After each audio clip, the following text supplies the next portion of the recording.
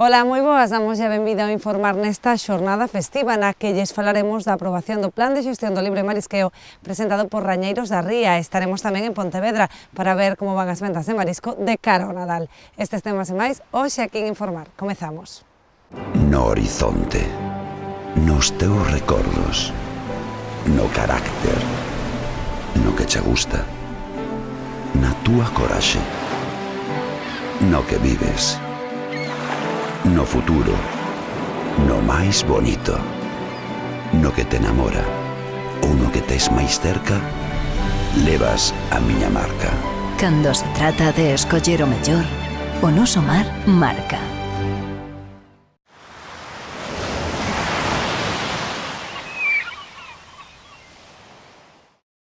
A Consellería do Mar vén de dar o visto bo ao Plan de Libre Marisqueo presentado por Rañeiros da Ría. A intención da entidade é integrar o resto dos pósitos neste modelo de xestión. Boas novas para a Asociación Rañeiros Ría de Arousa. O plan para a xestión do libre marisqueo presentado polas 6 confrarías que forman o colectivo recibiu o informe positivo dos técnicos da Consellería do Mar, un primeiro paso importante para solucionar a problemática do sector. O 1 de xaneiro está aí á volta da esquina, venos a coller un poquinho cope cambiado, nos fixemos os deberes o máis rápido que pudemos.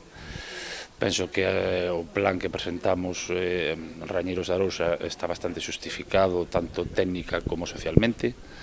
Pode ser o futuro para empezar a traballar nunha nova concepción do libre marisqueo, conquerir o importante que unha ría de Arousa saneada, uns bancos marisqueiros en bo estado e que se efectúen as medidas de corrección oportunas no tempo oportuno.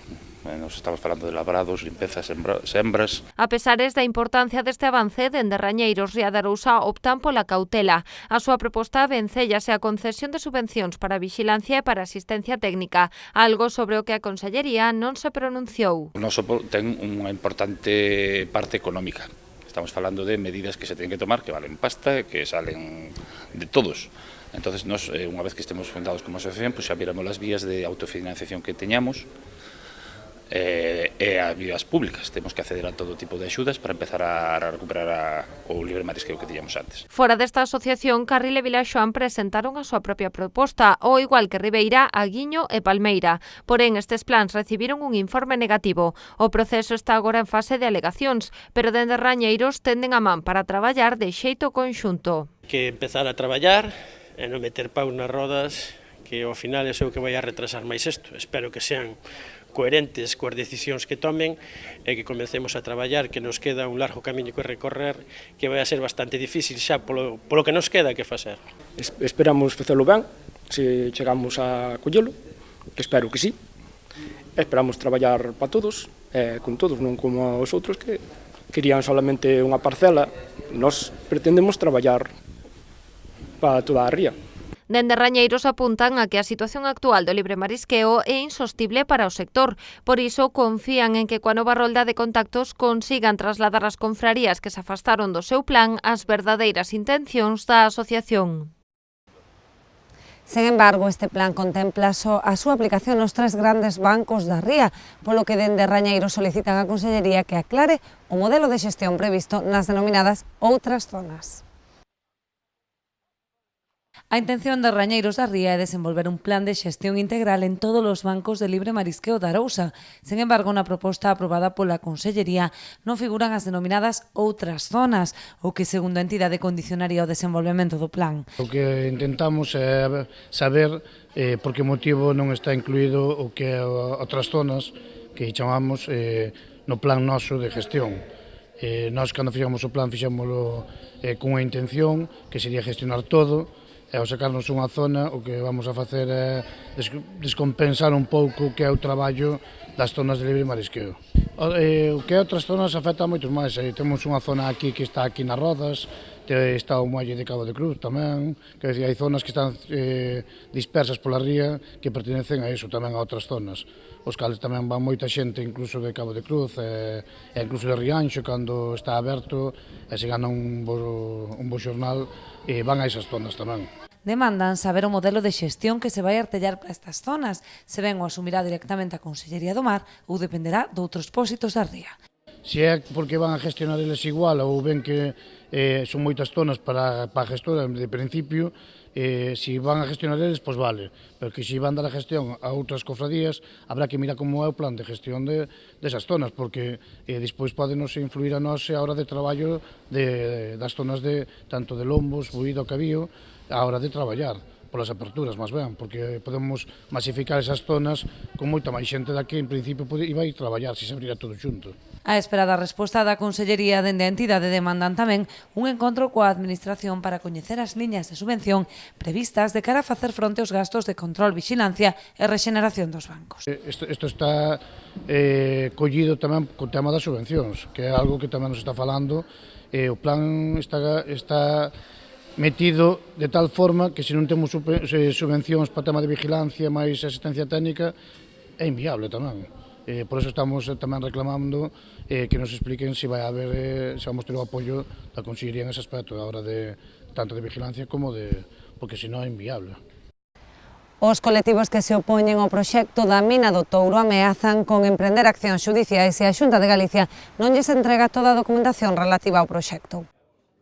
A Plataforma en Defensa da Ría de Arousa dá un ultimátum á Xunta de Galicia. Acompañada por todos os colectivos que se opoñen á reactivación da mina de Touro, anunciaron que dan 10 días á Administración Autonómica para que lles entregue a documentación solicitada. Si en 10 días non nos dan acceso a esa documentación, iremos ao xulgado, porque como se está conculcando un dereito fundamental, pois podemos interpoñer un contencioso administrativo pola vía de urxencia e que terá o prazo máis breve.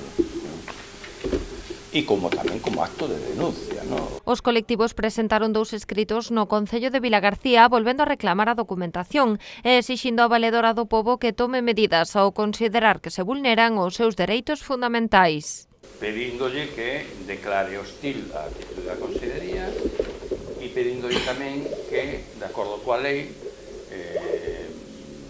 solicite que o superior xerárquico do delegado territorial da Coruña e o director xeral de Minas, señor Taoces, pois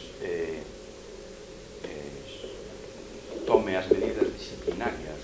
A pesares de que xa se cumpre case un ano dende a súa primeira solicitude, até de agora só puideron acceder a unha parte dos documentos trasladándose ata a Delegación Territorial da Consellería de Industria da Coruña. Ali non puideron facer ningunha copia nin anotación. A ameaza está aí, entonces despois nós o que entendemos que nos siguen tomando o pelo. Estamos solicitando unha información para valorar si realmente estamos expostos a un risco ou non.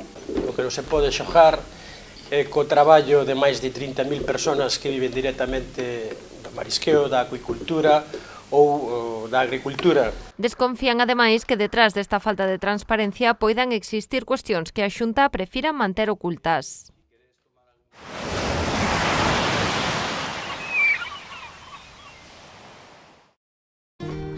Eu confío na conservación e o respeto ao medio ambiente. Eu confío na pesca de boixura artesanal e selectiva. Eu confío no traballo feito con esmero e agarimo. Eu confío no mellor sabor e na máxima frescura. Confía na calidade e busca este distintivo. Pesca de Rías, de onde senón.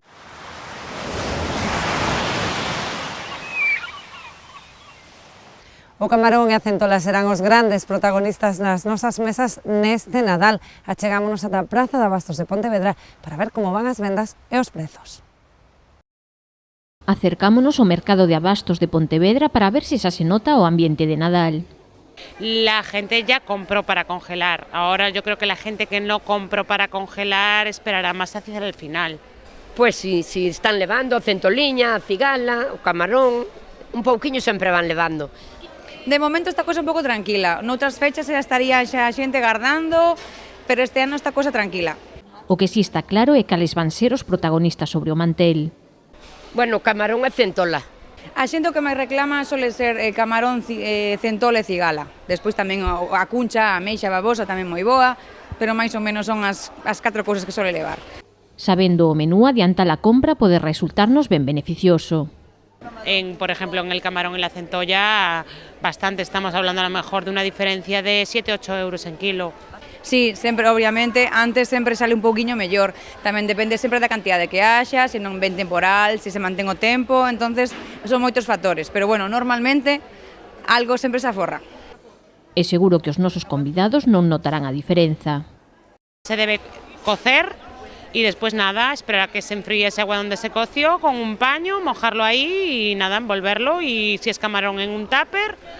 Y si es centolla, nada, envuelto en ese paño y queda perfecto, perfecto, perfecto.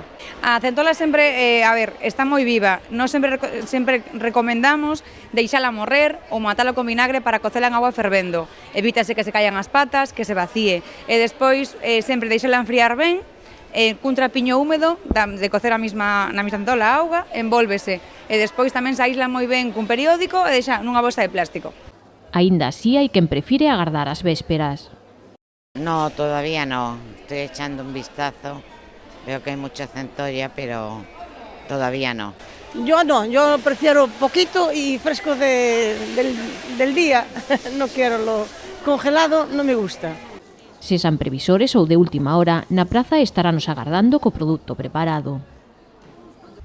Este luns reabrirá a campaña da Vieira na Ría da Arousa. As expectativas son bastante máis optimistas que o ano pasado.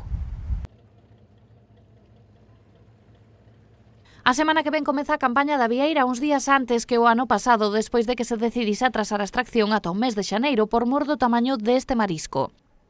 Hai uns días fixos un análisis para controlar nas diferentes zonas da ría cal era a situación. O Intecmar dou luz verde a recollida das vieiras en Arousa, por iso os pescadores poderán saír a faenar a partir do vindeiro 10 de decembro e que este molusco estará a tempo nas mesas durante as festas de Nadal.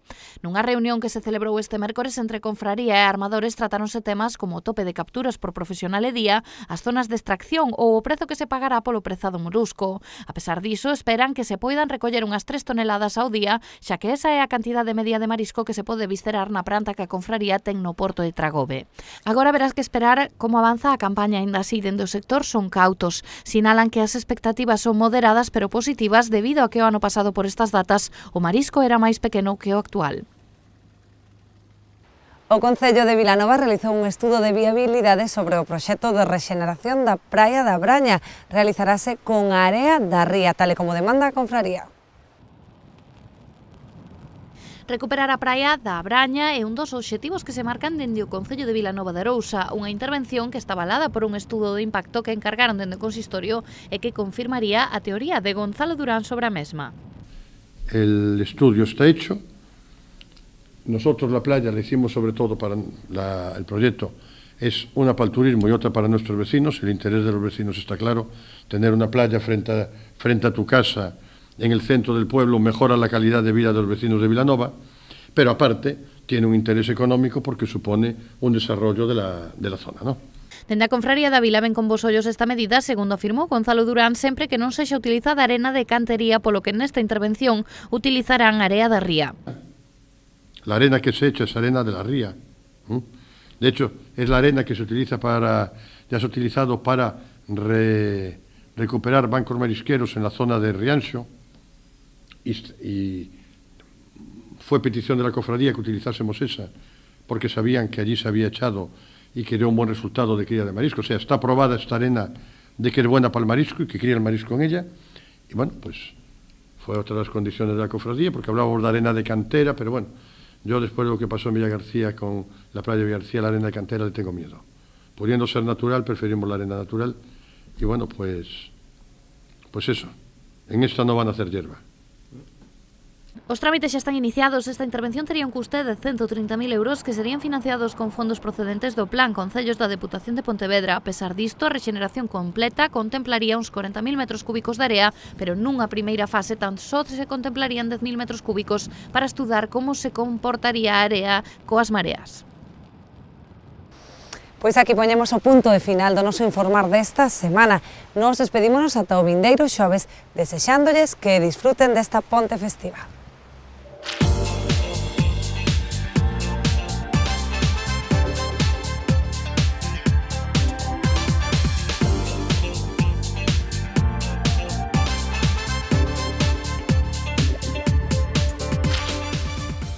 No horizonte, nos teus recordos, no carácter, no que che gusta, na túa coraxe, no que vives, no futuro, no máis bonito, no que te enamora ou no que tes máis cerca, levas a miña marca. Cando se trata de escoller o mellor, o noso mar marca.